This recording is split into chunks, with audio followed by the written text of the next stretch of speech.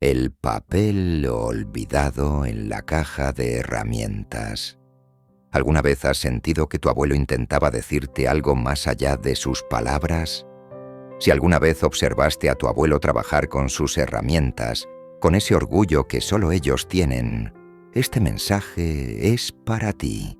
Lo que encontré aquel día en su garaje cambió mi vida para siempre.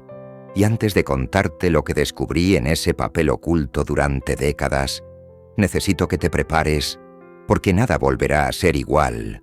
Quédate hasta el final para descubrir el mensaje que mi abuelo guardó solo para las personas como tú y como yo. Si te identificas con esta historia, déjame un comentario y suscríbete para más relatos que nos conectan con nuestras raíces. La historia. Era un domingo de primavera cuando mi madre me pidió que la ayudara a limpiar el garaje del abuelo Manuel. Habían pasado 3 meses desde su funeral, pero ninguno de nosotros había reunido el valor suficiente para tocar sus cosas. El abuelo era un hombre de pocas palabras, pero muchas acciones. Sus manos, siempre ásperas y marcadas por décadas de trabajo, contaban historias que su boca nunca pronunció. El garaje olía a serrín y aceite de motor, ese aroma tan suyo que me transportaba directamente a mi infancia. Las herramientas colgaban ordenadamente en la pared, como soldados en formación esperando órdenes de un general que ya no volvería. El sol entraba por la pequeña ventana lateral, iluminando motas de polvo que bailaban en el aire, como si el tiempo se hubiera detenido en aquel espacio sagrado. Recuerdo sentarme en un taburete de madera que él mismo había fabricado cuando yo apenas levantaba 3 palmos del suelo. Me pasaba horas observándolo mientras reparaba cualquier cosa, desde un juguete roto hasta el motor de un coche antiguo. «Todo tiene arreglo, Alejandro», me decía con esa voz grave que resonaba en todo el garaje, excepto el tiempo perdido. Nunca entendí completamente qué quería decir con eso hasta aquel día. Mi madre entró brevemente con una bandeja de limonada fresca. «Era su lugar en el mundo», dijo mirando alrededor con ojos húmedos. «A veces pasaba más tiempo aquí que en la casa». Dejó la bandeja y salió rápidamente, incapaz de contener la emoción. El duelo tiene diferentes ritmos para cada persona. El suyo aún necesitaba tiempo. Empecé por organizar sus herramientas, esas que cuidaba como si fueran reliquias sagradas. Cada destornillador, cada llave inglesa tenía su lugar específico, marcado con siluetas dibujadas a mano en la pared. El abuelo solía decir que una herramienta fuera de su sitio era como un pez fuera del agua, inútil y condenada. Podía pasar horas afilando una sierra o engrasando los mecanismos de un taladro antiguo. En la esquina más alejada del garaje descansaba su banco de trabajo, una estructura robusta de roble que él mismo había construido en su juventud.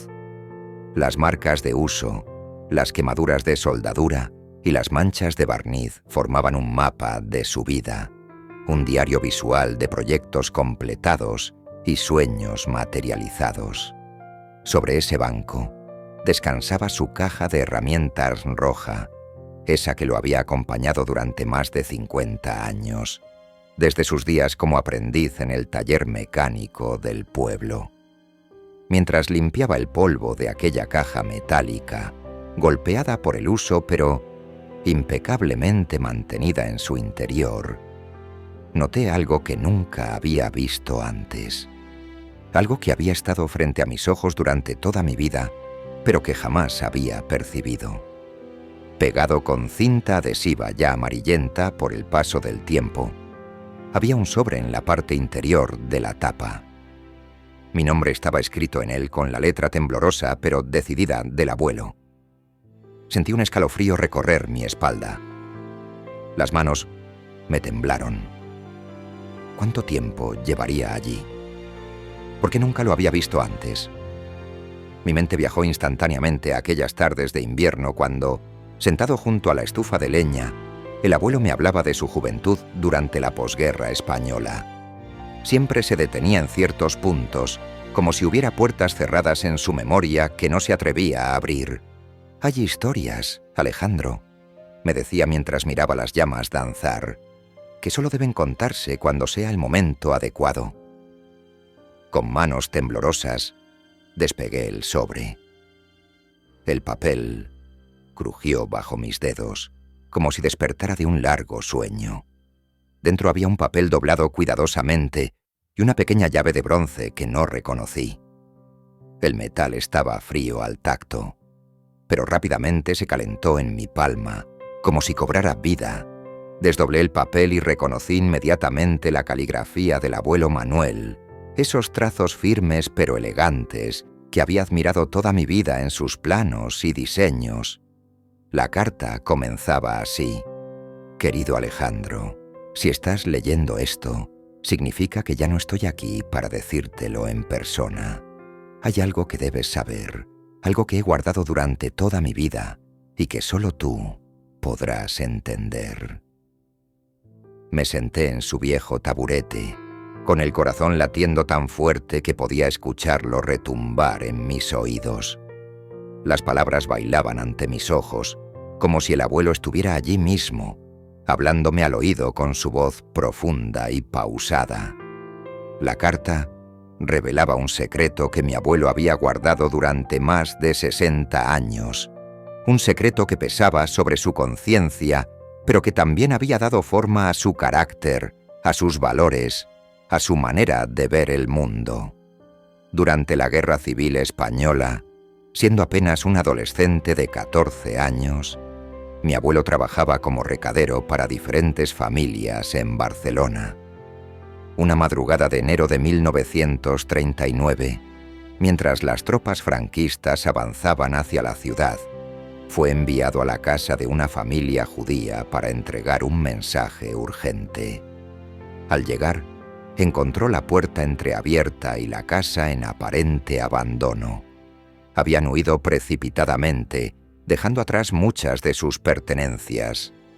En medio del caos, mi abuelo encontró una caja que alguien había intentado esconder bajo unas tablas del suelo. No contenía joyas ni dinero como él inicialmente temió, sino documentos, fotografías y objetos personales de valor puramente sentimental. En su inocencia juvenil, decidió guardarla, con la firme intención de devolverla a sus dueños cuando regresaran. «No es oro ni joyas lo que encontrarás», decía la carta, «sino algo mucho más valioso, la historia de una familia que merece ser recordada. Durante años esperé su regreso, y cuando comprendí que no volverían, intenté localizarlos. Pero en aquellos tiempos oscuros, sin los medios que tenéis hoy, era como buscar una aguja en un pajar».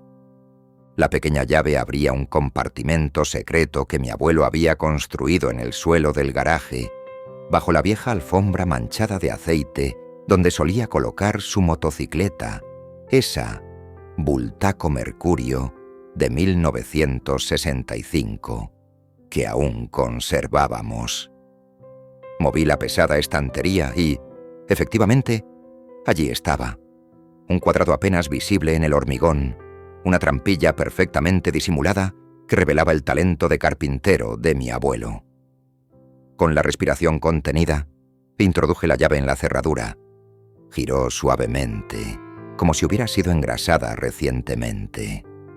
Al abrir el compartimento, encontré una caja de madera tallada a mano con símbolos judíos, una estrella de David en la tapa y inscripciones en hebreo que no pude descifrar.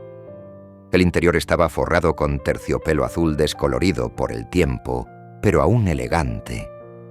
Dentro había fotografías en blanco y negro de una familia sonriente. Un hombre de mediana edad con bigote fino, una mujer hermosa de ojos profundos y 3 niños de diferentes edades, todos vestidos con sus mejores galas frente a lo que parecía ser una sinagoga. Había documentos antiguos, partidas de nacimiento, certificados escolares, títulos de propiedad.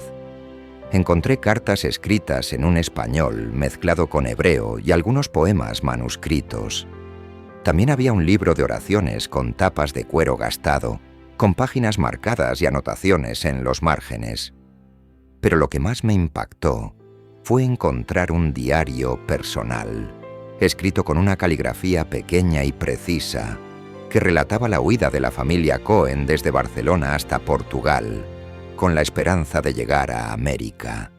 El diario describía el miedo constante, los sobornos a funcionarios, las noches durmiendo en graneros, el hambre, pero también pequeños momentos de alegría, una canción compartida bajo las estrellas, la bondad de un desconocido que les ofreció pan, la esperanza de comenzar una nueva vida.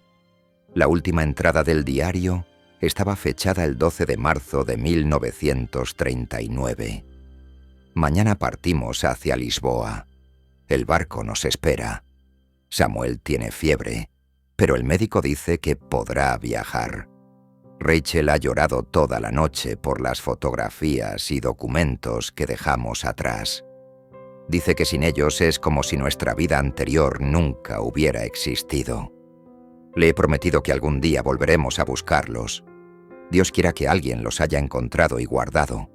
Dios quiera que esa persona tenga corazón. Después, nada más. El silencio de décadas.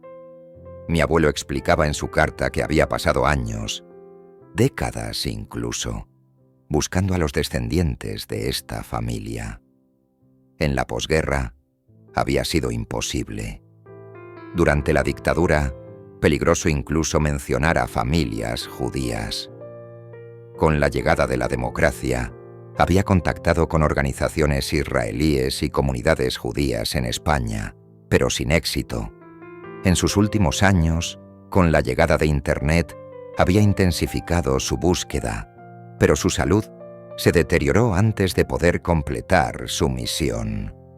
Nunca vendí ni uno solo de sus objetos, Alejandro, aunque hubo tiempos difíciles en los que una venta así hubiera aliviado nuestra situación, porque entendí que no eran míos para venderlos. Era un guardián, no un dueño. Y ahora tú heredas esa responsabilidad.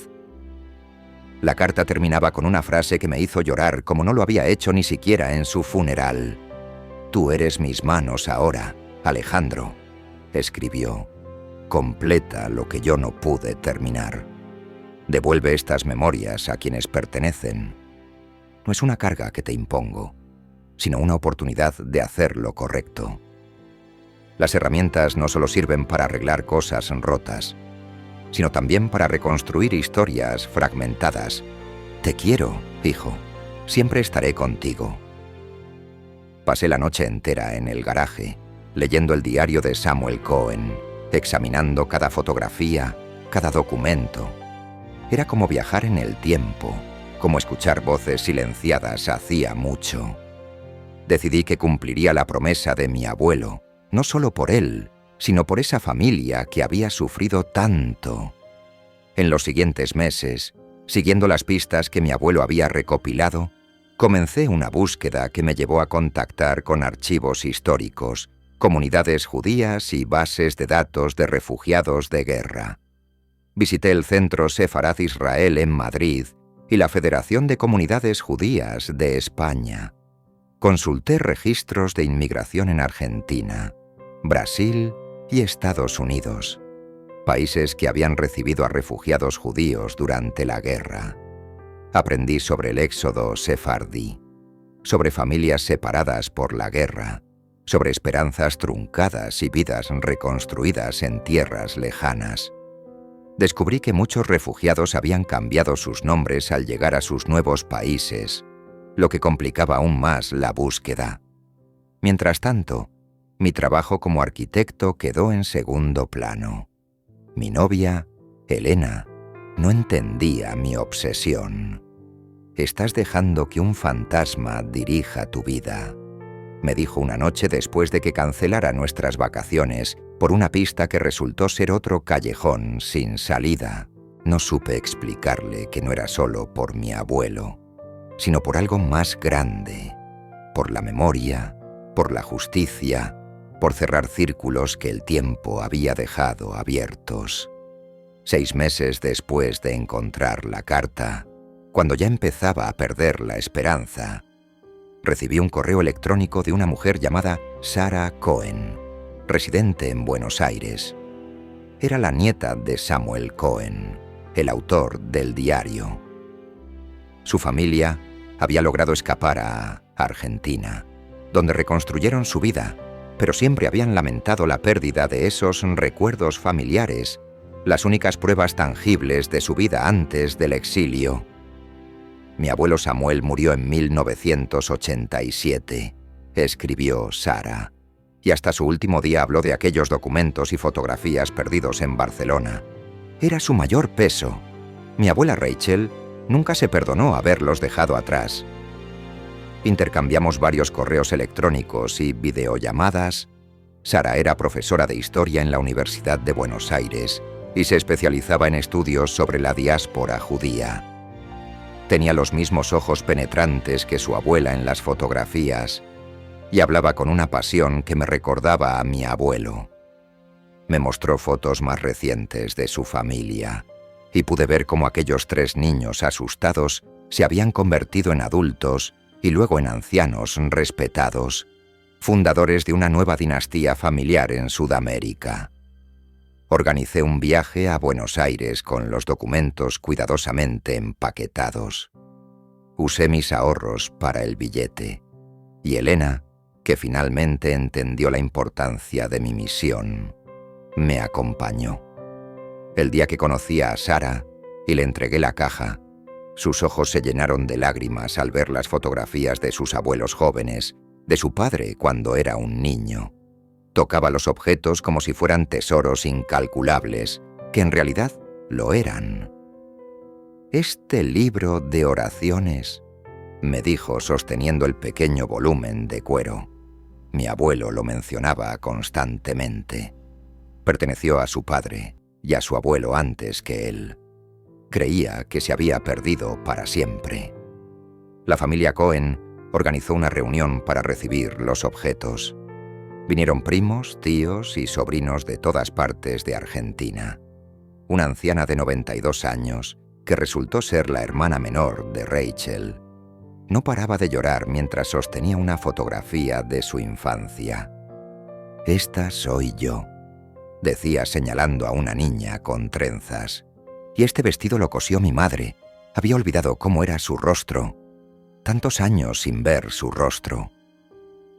El momento más emotivo llegó cuando David Cohen, el patriarca de la familia, un anciano de 90 años que resultó ser el hermano menor de Samuel, el niño con fiebre mencionado en la última entrada del diario, me tomó de las manos y me miró fijamente. «Hay personas que pasan por la vida sin dejar huella», me dijo con voz temblorosa pero firme. «Tu abuelo no fue una de ellas. Él entendió que somos guardianes temporales de las historias que nos preceden. Gracias a él, y ahora a ti, podemos recuperar una parte de nuestra alma. Mi hermano Samuel estaría en paz ahora». La familia Cohen me trató como a uno más de los suyos. Me mostraron fotos de su nueva vida en Argentina. Me contaron cómo habían reconstruido su fortuna desde cero, cómo habían mantenido vivas sus tradiciones en un nuevo continente. Me invitaron a una cena de Shabbat, donde encendieron velas y recitaron bendiciones en hebreo. Era como si 2 ramas de un mismo árbol, separadas por la tormenta de la historia, se hubieran vuelto a encontrar. Al despedirnos, Sarah me entregó un pequeño regalo. Una réplica moderna de la llave que había abierto el compartimento secreto, colgada de una cadena de plata. «Para que recuerdes que a veces somos guardianes de puertas que ni siquiera sabemos que existen», me dijo. «Tu abuelo guardó nuestro pasado. Tú nos has devuelto nuestra historia. Ahora esta llave te pertenece, como símbolo de que siempre tendrás un hogar con nosotros». De regreso a España, mientras reorganizaba el garaje del abuelo, Comprendí finalmente lo que había querido decirme toda mi vida. Sus herramientas no eran simples objetos para reparar cosas materiales. Eran metáforas de cómo debemos vivir, con precisión, con propósito, arreglando lo que está roto, manteniendo viva la memoria. La vieja caja de herramientas roja ocupa ahora un lugar de honor en mi propio taller. He aprendido a usar cada una de sus herramientas con el mismo cuidado y respeto que él mostraba. Y cuando mis sobrinos vienen a visitarme, les cuento la historia del abuelo Manuel y la familia Cohen. Les enseño a usar un destornillador o a medir con precisión, intentando transmitirles no solo habilidades, sino valores. Ahora, cada vez que abro su caja de herramientas, veo mucho más que destornilladores y llaves inglesas. Veo lecciones de vida, veo responsabilidad, veo el legado de un hombre que entendió que nuestras acciones, incluso las más pequeñas, pueden cambiar la vida de los demás, incluso décadas después de nuestra partida. El papel olvidado en la caja de herramientas no era una simple nota, era un testamento de valores, una misión heredada, una lección final del maestro al aprendiz. Mi abuelo, con sus manos callosas y su sabiduría silenciosa, me había enseñado la herramienta más importante de todas, la compasión. Mantengo correspondencia regular con Sara.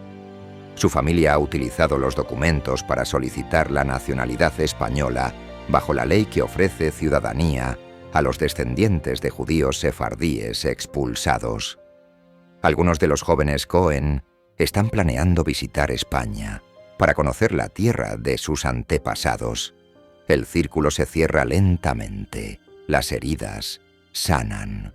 A veces, en las noches tranquilas, cuando el viento sopla suavemente entre los olivos del campo que rodea nuestra casa familiar, creo escuchar la voz del abuelo Manuel. Todo tiene arreglo, Alejandro, excepto el tiempo perdido. Ahora entiendo que no hablaba solo de objetos rotos, sino de relaciones, de promesas, de deudas morales. Y ahora, esa herramienta está en mis manos, en nuestras manos. La responsabilidad de recordar, de reparar, de conectar los hilos rotos del tapiz de la historia. Porque somos más que individuos aislados en el tiempo. Somos eslabones en una cadena de memoria y significado que se extiende mucho más allá de nuestra breve existencia. Y así, amigos, termina esta historia que quería compartir con vosotros hoy. El legado de mi abuelo Manuel sigue vivo, no solo en sus herramientas que ahora uso con el mismo orgullo, sino en las lecciones que me dejó. A veces, el tesoro más grande no es lo que encontramos, sino lo que hacemos con ello. Las herramientas más importantes no son las que arreglan objetos, sino las que reparan historias, las que restauran dignidades, las que reconstruyen puentes entre pasado y futuro. Si esta historia te ha tocado el corazón, te agradecería mucho que me dejaras un me gusta y te suscribieras al canal para más relatos como este. ¿Tienes alguna historia familiar que te haya cambiado la vida? ¿Algún objeto heredado que guarde un significado especial? Cuéntamela en los comentarios. Recuerda que nuestras historias solo mueren cuando dejamos de contarlas. Nos vemos en el próximo video.